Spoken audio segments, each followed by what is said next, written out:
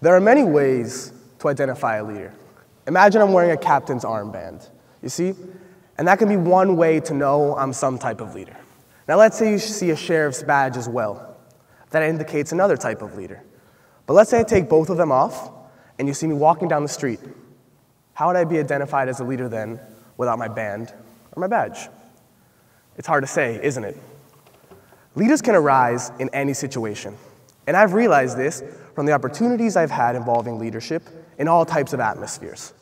During my time in my community service organization, my job, summer work, student council, group projects, and any other situation involving a group of people.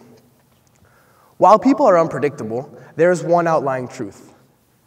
There is no rule of thumb to dealing with people and being an effective leader because every single person is different, and it is a leader's job to know those differences and work with them. Now, you may ask why I think I know so much about leadership and people, and the truth is, I don't. I'm learning every day, just like every single one of you. However, the opportunities I've had, mostly due to my community service organization, has given me insights into this topic, as well as real-life experience working with all sorts of people.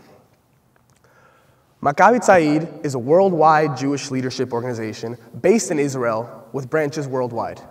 There happens to be one in Miami, and I happen to hold the title of Rosh Anaga, which translates to the director of the movement.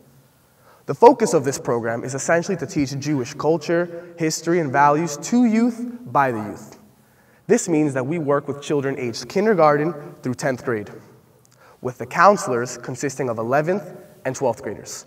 Since the madrihim, or counselors, are all around my same age, I have learned to work with peers and have learned so much about how other people work by essentially being in charge of people my own age. To give you a scale, I told you I'm the director of the program, right? No big deal. No pictures, please. No pictures. This means that under me, there are around 50 madrihim, which I said consists of 11th and 12th graders. These madrihim are then combined in pairs or trios and tasked with a certain age group of about 20 kids per group. This brings the grand total to about 350 hanihim, which are the kids who attend the program. And I won't go into detail about what I do, because if I do, I'll be talking here for hours. So, to sum up, I'm the director of the Miami branch of the international youth movement, Maccabi Said, which places me on top of 50 people my own age and around 350 plus kids between the ages of 5 to 16, as well as the events and happenings of our program. It is because of this experience and the range of people I've been able to work with that I'm so familiar with the leadership dynamic. Now, since I'm no expert, I can't offer foolproof tactics, but I can suggest tools that have worked for me and my experiences that you can adapt towards your own ventures. The first and most important thing I've learned from the endless variety of madrihim, hanihim, parents, and people in general that I've had to deal with is that every single one of them is different. Sun Tzu said in The Art of War, "If you know the enemy and know yourself, you need not fear the result of 100 battles." A true leader's job is to know every individual they are working with, because everyone will react different to stimuli in their own way. A true leader needs to know who they are working with before anything can get done. Once you know who you are working with and who you are talking to and what they like and dislike, it's easier to appeal to their interests. The quickest way to get someone's attention, even before you start to appeal to their interests, is simply by saying their name. I guarantee that if I yell out any of your names, you'll look up from your phone and smile, suddenly having sparked an interest in what I'm saying. Dale Carnegie said it best: "A person's name is to that person the sweetest and most important sound in any language." This means that people react to what appeals to them. Now, tell me which sounds better. Good morning, Jim. How are you? I'd really appreciate it if you could get me a small soy latte with skim milk, Jimmy boy. Have a great day, Jim. Or, you're walking into the coffee shop texting, "Morning, let me get an iced coffee, please. Thanks, dude." Now, I'm sure none of you looked up and smiled at the sound of the name unless your name is Jim. Shout out to a Jim. But you get the point. What I'm getting at here is that people work on their own agendas and have absolutely zero reason to do anything you ask, even if you're their superior. People do not owe you anything. If you were to ask a friend to give you a ride home, you can expect the same response as if you were a manager asking an employee to work an extra shift. To refer back to where I get my experience, I told you that Maccabi consists of Madrihim, right? See, I'm teaching you Hebrew now too.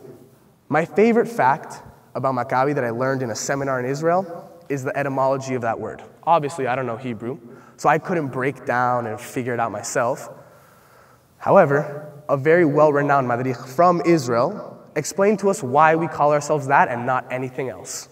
The Hebrew word derech means path. Once conjugated into the phrase, one who shows the path, you get madrich. It seems like a bit of a stretch, but if you understand Hebrew, you'll get it. If not, take my word for it. Regardless, learning that it is ingrained in my very title to lead my hanihim on the right path in activity, right path in morals, right path in values, right path in life, that blew my mind and allowed me to capture what it really means to be a leader that directs people on the proper path.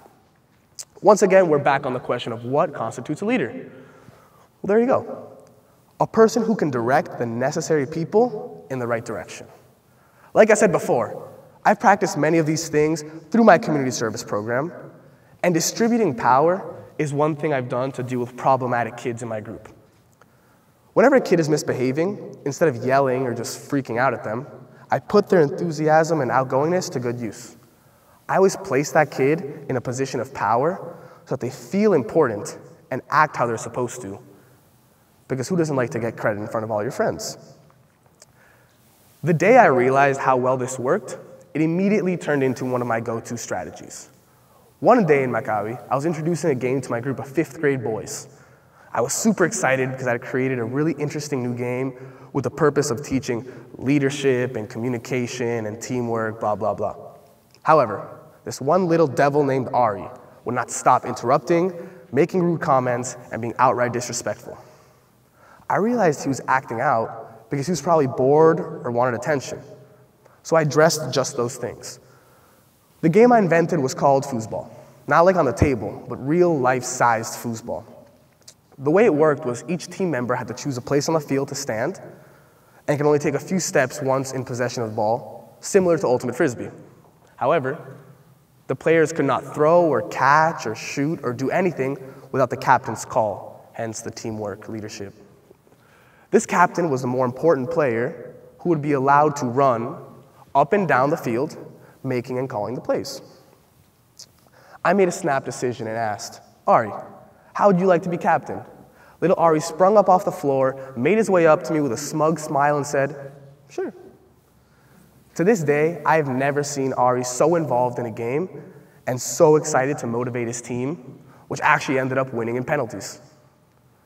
I don't even remember what Ari was saying before the game or what I was annoyed about, because all I can remember was how happy he was to be the big man and how it completely flipped his attitude towards what was going on and what I was trying to accomplish. People love attention. You may be skeptical because I say I've done it with kids, but I've also done it with 7-year-olds, as well as 11-year-olds, as well as 17-year-olds. Look at massive firms like Coca-Cola, for example. They have chairman of the board, then senior vice president, and chief growth officer, then chief customer and commercial leadership officer, then vice president, assistant controller, and chief accounting officer, plus dozens more. And this is just the senior board. Here you see that this isn't some tactic I just made up. Elaborate titles are used by even the biggest firms worldwide to give people a sense of power, regardless of how vague or long the titles may sound. Giving people these positions of power will yield one of two results, both typically effective. They will feel important for the power they just earned and become super excited for suddenly going from the one who always gets yelled at to being the team captain. This will encourage them to lead the team in the right direction. The other outcome could work just as well. This being, once under the spotlight, the kid gets nervous and realizes how silly or disrespectful or problematic they were being, and they instantly snap into shape after publicly realizing their mistakes. The point is, let people do the work themselves. The effective leader lets it happen naturally. Abraham Lincoln said, "A drop of honey catches more bees than a gallon of gall." This meaning, people don't like to be bossed around. While it might seem more efficient to point fingers and tell people what to do, I've learned that things get done better when people want to do it. This applies mostly to my experiences, since everyone I work with are strictly volunteers. A boss at work can easily tell you to do a million things, and you'll do it because it's your job. However, if you're not getting paid, why would you follow the orders of some jerk yelling at you to do something you don't really want to do? Doesn't make sense, does it? A person in charge needs to motivate the people below them and in a way convince them that they want to do it too. Personally, I accomplish this through my enthusiasm. Since my community service work is with kids, it's very easy to jump and run and scream and motivate them out of the heat to want to be there and be excited. Having an amicable relationship with the people below you or whoever you work with will make it easier for you to make their work more enjoyable. I see enthusiasm and motivation just like a flame. Just because it is passed down doesn't mean it gets any weaker. And if it is passed on in the right way, the flame should only grow and grow. Leadership is an extremely flexible term, and honestly, each person has their own definition for it. It moves and changes in every single relationship, situation, and interaction imaginable. But it is up to us, the true leaders, to identify each and every one of those situations to our benefit. I want all of you to leave this room and be able to be the leaders you should, without the need for a captain's band or a sheriff's badge. That's not what makes a leader. What does is up to you. Thank you.